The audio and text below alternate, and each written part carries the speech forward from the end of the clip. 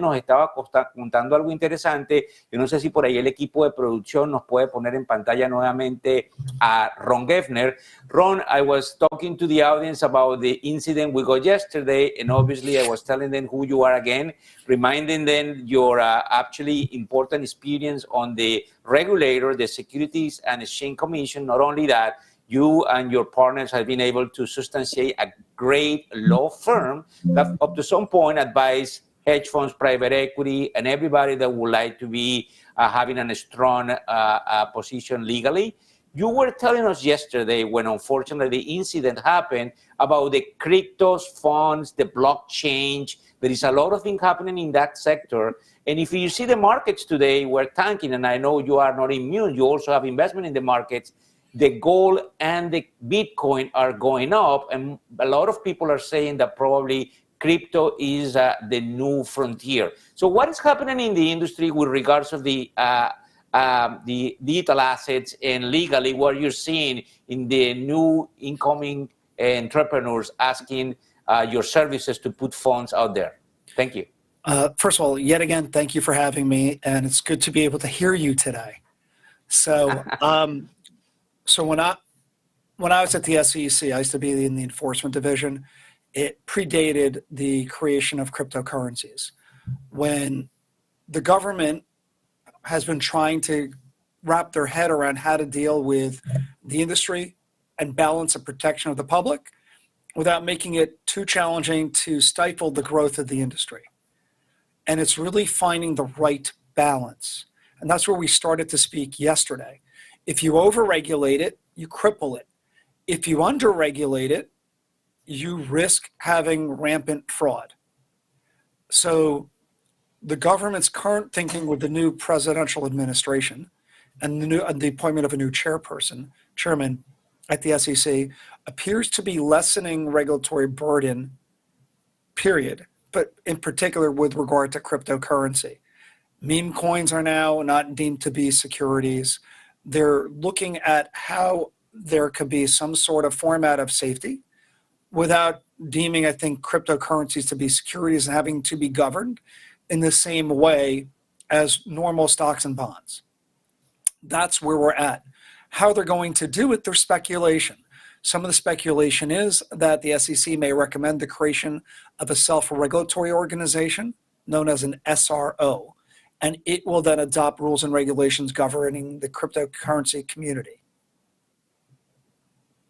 And do you think that that will represent more opportunities or risk?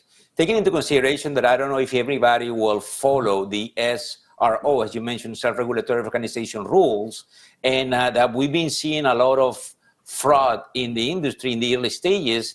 We're very concerned with the little and small investors. What is your perception? Because obviously this is a very incipient industry, and even though there is great players, don't get me wrong, we're thinking that we need a little bit of more supervision, at least at the beginning of the early stages.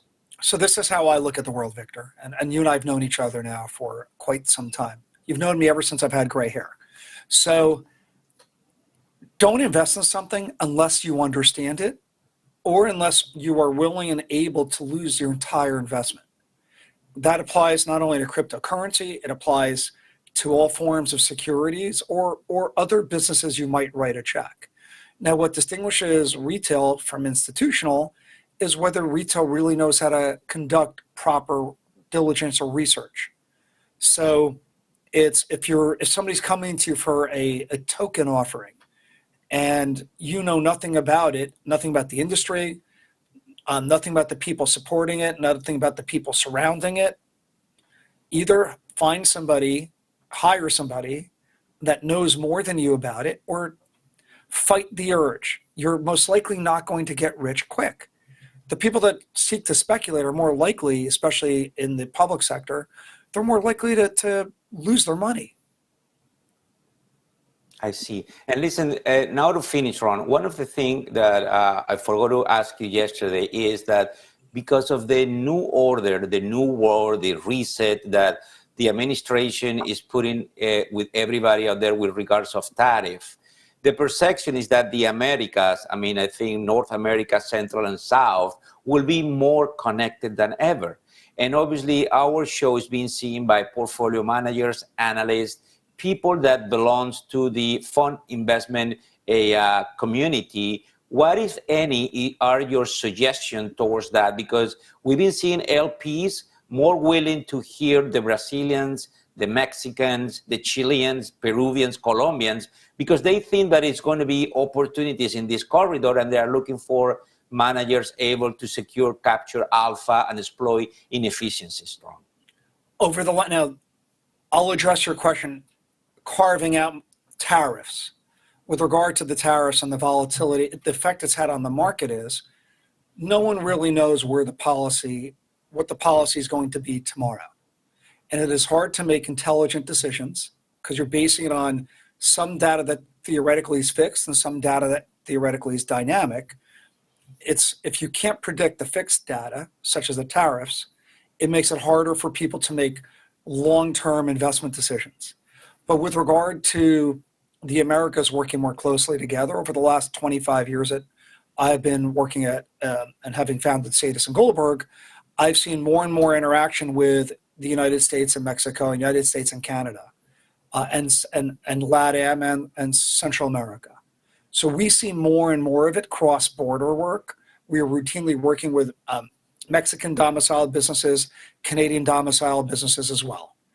That continues to increase from my perspective.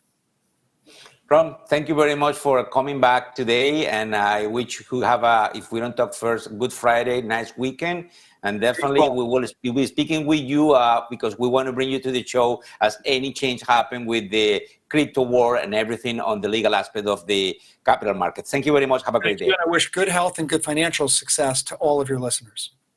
Thank you.